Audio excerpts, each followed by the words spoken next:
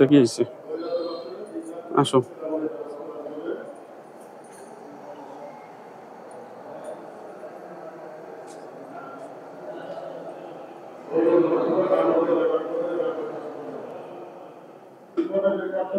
এই যে পিলার দেখছেন, এই পিলারের এখান দিয়ে, এটা হয়তো কি আমরা জানি না, তবে আমরা ছোটবেলার থেকে যেটা জানি কুদরতি তেল, এই পিলার দিয়ে কুদরতি তেল বেরোয়।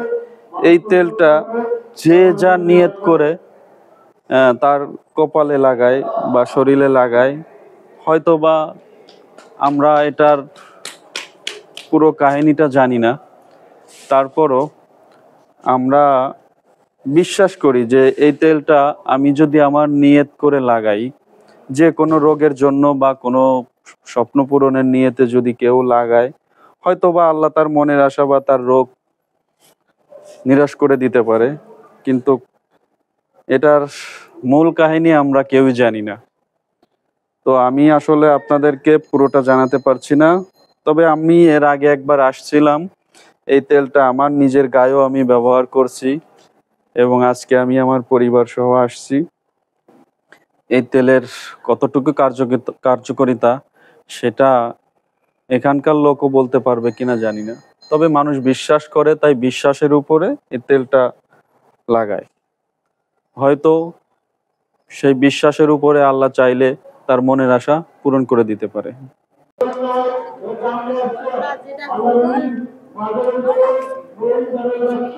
এই জায়গাটা দেখা যাচ্ছে তেল ছুঁয়ে ছুঁয়ে পড়ছে। আমি আপনাদের মাজারের চার কোণার চারটা পিলারই দেখাবো, একই অবস্থা।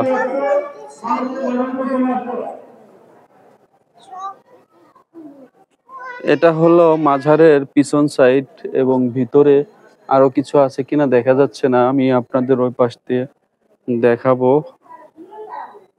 এখানে আরো একটা পিলার আছে, সে পিলারেরও একই অবস্থা। দেখেন যেমনটা তেল ছুঁয়ে ছুঁয়ে পড়ছে।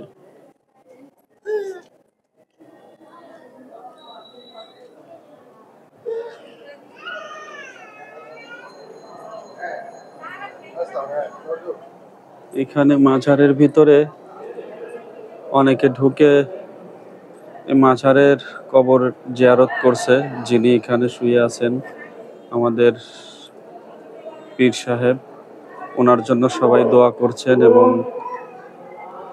এখানে ভিতরে যে আসলে ভিডিও করা নিয়ম নাই, তাই আপনাদেরকে আমি বাহিরের থেকে যতটুকু দেখানোর চেষ্টা করছি।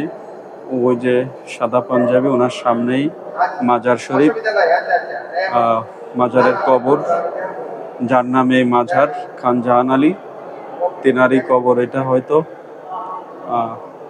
তো আপনাদেরকে এর থেকে বেশি কিছু আমি দেখাতে পারলাম না।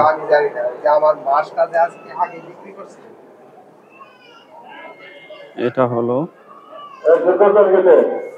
বাহিরের সাইড। আমরা এখন মাজার থেকে বেরিয়ে যাচ্ছি। এই হলো মেন গেট। মাজারের ভিতরে জুতো খুলে প্রবেশ করতে হয়, তো অনেকেই এখানে জুতো রাখার জন্য একজন পরিশ্রমী কর্মী আছে, তার হাদিয়াও সে জোর করে না, যে যা পারে সে তাই দেয়। জুতো খুলে ভিতরে প্রবেশ করা লাগে।